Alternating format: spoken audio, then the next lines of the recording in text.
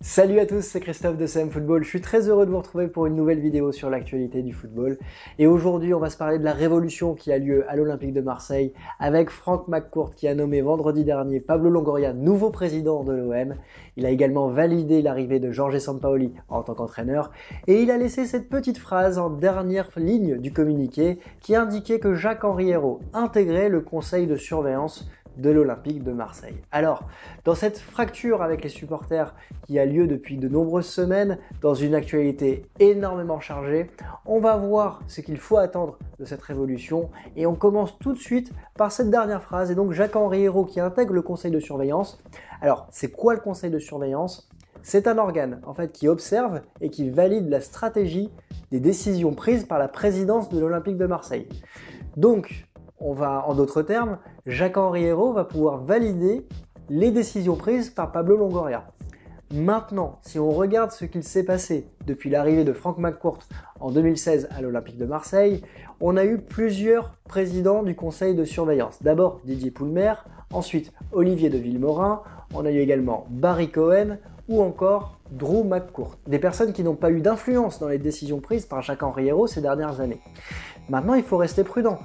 Frank McCourt, il aurait pu se séparer purement et simplement de Jacques-Henri Hérault. Là, il a décidé de l'intégrer au conseil de surveillance, qui donc a quand même la possibilité de valider la stratégie que va mener Pablo Longoria. Donc c'est une situation à observer, et c'est certain que si Jacques-Henri Hérault tirait les cordes, tirait les ficelles derrière Pablo Longoria, de nombreuses voix s'élèveraient, et notamment les supporters, qui ont un regard attentif sur la situation. Alors, le deuxième point, évidemment, c'est la nomination de Pablo Longoria à la tête de la présidence de l'Olympique de Marseille, une ascension fulgurante pour cet homme qui était encore directeur sportif de Valence il y a quelques semaines, quelques mois, un homme de 34 ans qui est plus jeune que Steve Mandanda par exemple et qui devient président de l'Olympique de Marseille. Alors ce qui est une bonne chose, c'est de voir qu'à la tête de l'OM, on va avoir un président qui connaît le football et ça c'est important puisque Jacques-Henri Hérault dénotait de ce côté-là en étant plutôt lié sur la partie business. Ce qu'il va être important de voir, c'est de connaître sa vision en tant que président de l'Olympique de Marseille, quel est le cap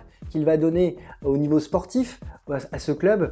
On avait eu des prémices avec déjà un recrutement fort au niveau du mois de janvier, avec l'arrivée de Milik, avec l'arrivée de Paul Lirola. On sait que c'est un homme qui capitalise beaucoup sur la formation. Après, on va voir comment il va réagir par rapport aux fins de contrat à la fin de la saison avec les prêts avec option d'achat notamment. Et puis, est-ce qu'il va nommer un directeur sportif ? C'est une vraie question. Hein. Lui qui était directeur du football / directeur sportif il y a encore quelques jours, qui a validé l'arrivée de Jorge Sampaoli. Est-ce qu'il va avoir besoin, entre son titre de président et l'entraîneur de l'Olympique de Marseille, de positionner un directeur sportif ? Mais pour moi, le premier chantier qu'il a, ça va être de rassurer les supporters et notamment de savoir quelle est la décision qu'il va prendre par rapport au projet Agora OM qui était mené par Jacques-Henri Hérault, ce projet qui était une refonte du supporterisme de l'institution olympique de Marseille qui a vu plusieurs groupes de supporters mis en demeure en vue d'être dissous dans les prochaines semaines. Donc c'est peut-être pour moi le chantier le plus important qui attend aujourd'hui Pablo Longoria en tant que nouveau président de l'Olympique de Marseille, avant même tous les chantiers sportifs des prochaines semaines. Parce que dans les chantiers sportifs, il a validé l'arrivée de Jorge Sampaoli. Alors Jorge Sampaoli, on ne va pas en parler précisément dans cette vidéo, je vous ai fait plusieurs vidéos sur lui, notamment qui il est et son style de jeu et les chantiers qui l'attendent. Et si je dois ajouter quelque chose par rapport aux vidéos réalisées, je dirais qu'aujourd'hui, il doit mener un projet sportif qui va vers l'avant, qui va vers l'offensif. Ça, c'est important. Et surtout par rapport au débrief du match Olympique de Marseille-Olympique Lyonnais que j'ai réalisé pour les amis de la chaîne OM Passion et que je vous invite à aller suivre. On a ici une équipe de l'Olympique de Marseille qui utilise beaucoup la largeur du terrain et qui manque de verticalité, clairement. Et on va le voir, je pense, avec Sampaoli, en tout cas je l'espère. On devrait avoir un entraîneur qui apporte beaucoup de dynamisme vers l'offensif. Après, au niveau extra-sportif, je pense que Sampaoli a dû avoir des garanties pour arriver, même s'il reste en moyenne 12 mois dans un club. J'imagine qu'avec les fins de contrat ou les fins de prêt avec option d'achat, il doit avoir des garanties sur soit les prolongations et soit les joueurs qui doivent être amenés à signer. On a déjà entendu parler de certaines rumeurs, potentiellement la prolongation de Florian Thauvin, la possible arrivée d'Arturo Vidal. Maintenant, je pense qu'il y a un chantier premier à mettre en place avec l'arrivée de Sampaoli, c'est de trouver la personne qui va incarner le nouveau projet de l'Olympique de Marseille. On a un nouveau président, on a un nouvel entraîneur. Il faut un joueur pour incarner ce projet-là. Et pour moi, il me semble évident que Bouba Kamara doit incarner ce projet-là. Il est formé à l'Olympique de Marseille. Il doit faire partie du projet qui doit mettre en avant la formation marseillaise. Il est aujourd'hui un joueur qui se développe énormément, qui a gagné en maturité, qui a gagné en efficacité dans son jeu, que ce soit en défense centrale, mais surtout aujourd'hui en relayeur sur le terrain. Il était pour moi le meilleur joueur du match face à Lyon hier soir. Donc, et puis il incarne la ville de Marseille, il est marseillais. S'il y a un nouveau projet à l'Olympique de Marseille, je pense que ces trois personnes peuvent incarner, en tout cas d'un point de vue présidence Pablo Longoria, d'un point de vue entraîneur Jorge Sampaoli et d'un point de vue joueur Bouba Kamara. Voilà. Donc Franck McCourt arrive dans les heures qui suivent à Marseille. Il doit rencontrer plusieurs élus locaux. Il doit rencontrer également les groupes des supporters. Donc ça va être intéressant de voir quelles sont les décisions qui vont être prises, en tout cas quelle est l'image qu'il va donner. Et puis il y a toujours cette rumeur qui tourne autour de la vente de l'Olympique de Marseille. On va en parler tout de suite dans le Fergie Time. Alors on est dans le Fergie Time, on est dans les arrêts de jeu de la vidéo. C'est toujours le moment que je prends pour faire un zoom sur le thème abordé. Et aujourd'hui, évidemment, on va faire le lien entre ce communiqué de presse, cette révolution dans l'organigramme marseillais et la rumeur de la vente de l'Olympique de Marseille. Alors avant toute chose, je voulais vous rappeler que je ne suis pas un insider, je n'ai pas d'informations particulières à vous communiquer. D'autres font ça beaucoup mieux que moi.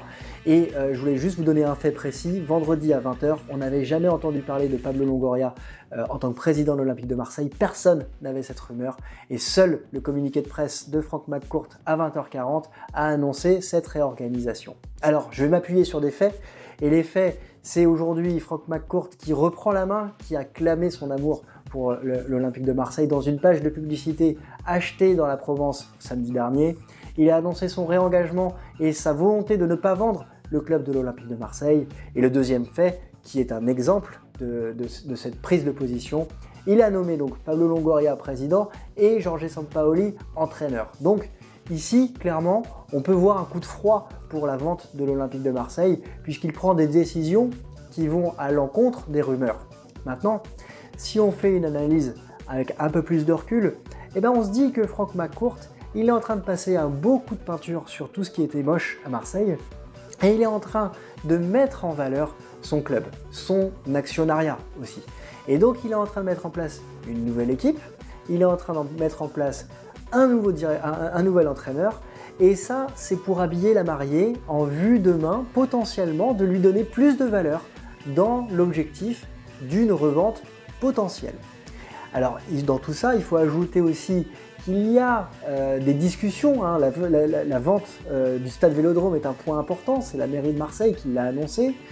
Donc on a une mairie qui souhaite vendre un actif et on a de l'autre côté l'Olympique de Marseille qui a l'exploitation de cet actif. Donc vous imaginez bien que s'il y a un potentiel acheteur, il a deux interlocuteurs différents, la mairie qui souhaite vendre et de l'autre un exploitant, l'Olympique de Marseille, et qui souhaite peut-être avoir un prix très élevé pour vendre son exploitation. Donc c'est une situation pour moi qui est complexe, c'est une situation qui va prendre du temps.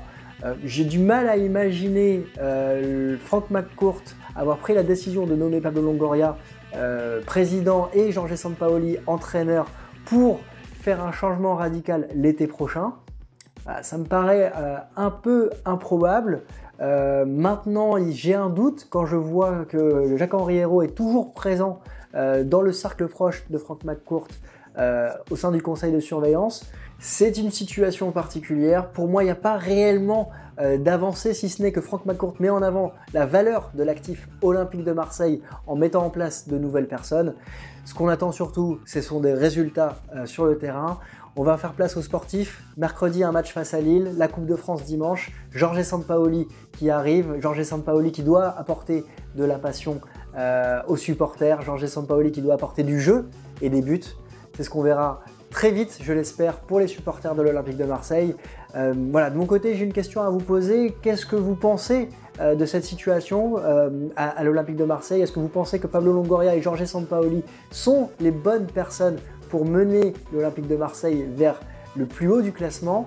Voilà, n'hésitez pas à me le dire en commentaire. Moi, je vous retrouve très vite cette semaine pour une nouvelle analyse sur l'actualité du football. Ciao!